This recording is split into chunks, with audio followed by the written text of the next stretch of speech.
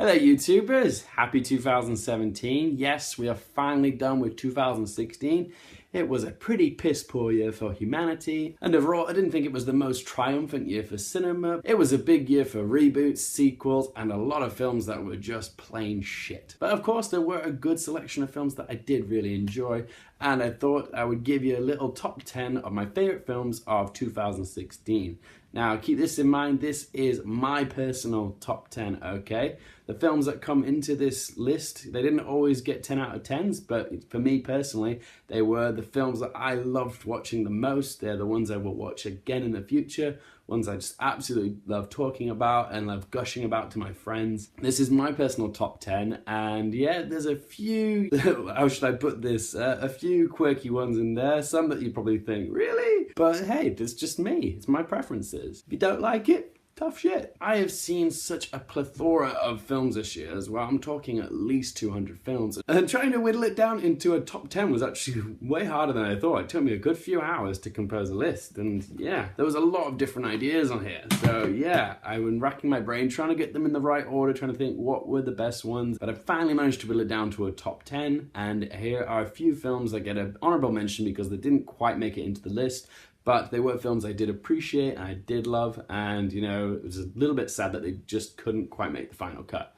Deadpool, The BFG, Arrival, Tony Erdmann, Manchester by the Sea, and A Monster Calls. So without further ado, let's get this started with number 10. Alright, so kicking off the list at number 10 is Matt Ross's Captain Fantastic, an absolutely awesome indie drama style comedy which I absolutely loved. It had a great mix of fish out of water comedy, but also had so many feels. A never better performance from Viggo Mortensen, and just a delightfully uplifting sort of movie. Coming in at number 9 is the very divisive film by Nicholas Winding Refn, which is The Neon Demon. A gorgeously stylistic and abstract horror film about the cutthroat world of modeling. It seems like a shallow premise, but when you actually watch this film, it is so rich in substance. It has plenty of what the fuck moments, which I think some people found a bit too much, but oh my god, I was so entertained watching this film. It's a beautifully shot and lit film with excellent performances all around, and it stays with you after you've seen it. This film will take a bite out of you, and you will want to discuss it with people, even if it's not for positive reasons, but it's a film that gets you talking and debating, and for me, the reaction that it invokes is just absolutely phenomenal. Coming in at number 8 is the marvelous Zootropolis. In a year where we had A Birth of a Nation and a United Kingdom, who'd have thought a fluffy animated Disney film would have the most to say about race and politics? Yes, the latest film from Disney is such a charming and vibrant film that kids can absolutely adore the characters with the quick-witted script, but it's also so cleverly layered with political discourse, but you can't help but be impressed that a film so sweet is also so intelligent. Coming in at number 7 is Tom Ford's second feature film, Nocturnal Animals. And in my opinion, the better of the two awesome Amy Adams performances this year, the other being Arrival. Nocturnal Animals is a provocative, darkly seductive style film that seamlessly juggles 3 narratives together in a really impressive way. Amy Adams is sensational in this. Jake Gyllenhaal is also fantastic. Juggling 3 narratives can often leave a film feeling disjointed and incohesive, but Tom Ford has woven the 3 strands together in an absolutely flawless craft that you can't help but marvel at how he pulled it off. It is a film that will get under your skin. Incredible film. Make sure you catch that one. Oh, not enough people saw this film, but oh my god, everyone should see this film, and it's David Mackenzie's Hell or High Water. This is such a cracking film, a gritty neo-western cops and robbers action film, which is just a delightful viewing experience. It may look like a shoot 'em up cops and robbers style film, but it's grounded with such an intelligent script and driven by incredible performances by Jeff Bridges, Ben Foster, and Chris Pine. This film absolutely blew me away at Cannes, and it saddens me that I haven't got enough people in my friendship circle to talk about this film because it's so worthy of discussion. Bit of a sleeper hit, but I think it will stand the test of time and people will grow to love this as time goes on. Coming into the top 5 now, we have Ken Loach's Palme d'Or winning Kafka-esque social realist drama I, Daniel Blake. A small movie with a lot to say. This is such a dignified film with moments of hilarity but also heartbreak. It is a movie dripping with social relevance and shines a light on the red tape bureaucracy that cripples those in our society that need help the most. Astounding performances, astounding writing, astounding film. Ken Loach, if this is your last film, it's great to see that you've gone out with a punch. Coming in at number 4, The Shallows. What can I say? I like shark movies, alright? Sue me. Yes, coming in quite highly on the list is The Shallows. And I'm sure some of you are thinking, really? This? Yes, it may be a simple film, but you gotta remember, this is such a well-executed film, which is also an original concept as well. You don't get a lot of those in 2016. It is a very simple tale of woman versus nature, woman versus shark, but it's just so well done, very gripping, very entertaining, a wonderful performance from Blake Lively, and just a jolly good romp. It's my guilty pleasure choice for this year, which is why it comes quite high on the list, but I freaking loved it. Yeah. Coming in at number 3 is Clint Eastwood's biopic Sully, Miracle on the Hudson. This film was a remarkable accomplishment. To make a movie about a scenario which we, the audience, already knew the outcome to, so gripping and so nail-biting, was an astounding accomplishment. This was a lean, crisp, 90-minute biopic that did exactly what it needed to do. A cracking performance from Tom Hanks, another awesome supporting performance from Aaron Eckhart, and everything about this film was generally a well-rounded film. The music was awesome, the sound was awesome, the special effects were terrific. In short, Sully was a film that stuck the landing.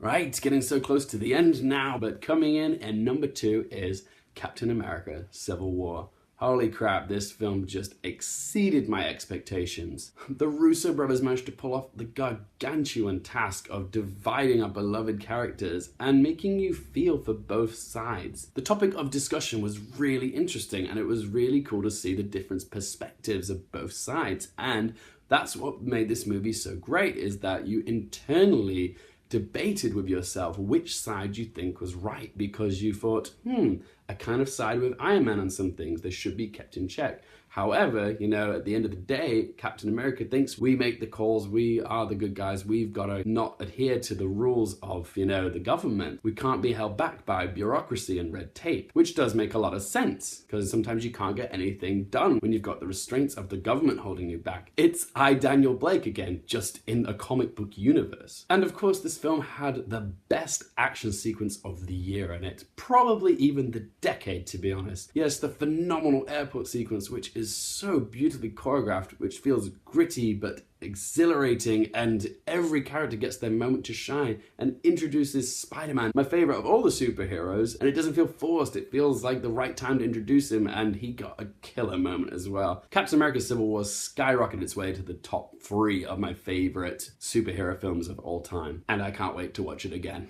Oh, we're there now. We're at number 1 now. Oh, and I'm guessing most of you already know what it is, because I have been raving about this film ever since I've seen it. Everyone in my social circle has been hounded by me because I have been telling them to go see it as soon as it comes out. It comes out next week in cinemas in the UK, and everyone needs to go see this because it is freaking fantastic. And it is Damien Chazelle's La La Land. Yes, of course, what else would it be? It is the most original, entertaining, mind-blowing piece of cinema I have seen all year. A film that uplifted my spirits just from 30 seconds in and maintains that all the way through to the end of the film. A musical in 2016 that feels completely fresh but nostalgic and pays homage to the 1950s musicals like Singing in the Rain. But wow, just wow. Oh, I love this movie.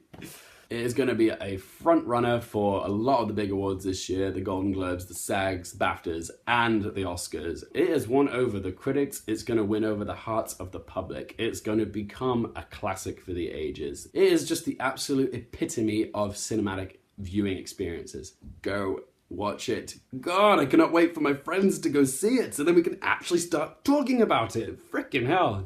To keep quiet about this film without spoiling it for anybody is really, really challenging, because I saw this back in October and it's frickin' January. So yes, as soon as it comes out, everyone's going to be on the same wavelength, and then we can all sort of unanimously agree just how freaking marvelous this film is. Right, there you go, guys. That is me done with 2016. Nice to see the end of it. I'm quite excited to see what 2017 is going to bring. Hopefully 2017 shows us a little more originality. Hopefully 2017 has learned from 2016, because audiences are getting wiser to the fact that they don't want to watch reboots of old films that they've already seen, or watch the same movie that they've already paid to see again, just with different characters and a bigger budget. I absolutely adore cinema. I love going to see the films, and I love talking about them, and there's going to be more content coming to you this year. If you guys want to ask me anything specific, you can ask me on Twitter. I'd be happy to talk about your most anticipated films coming up this year, or the biggest disappointments that you saw last year, or, you know, films that you'd like me to review.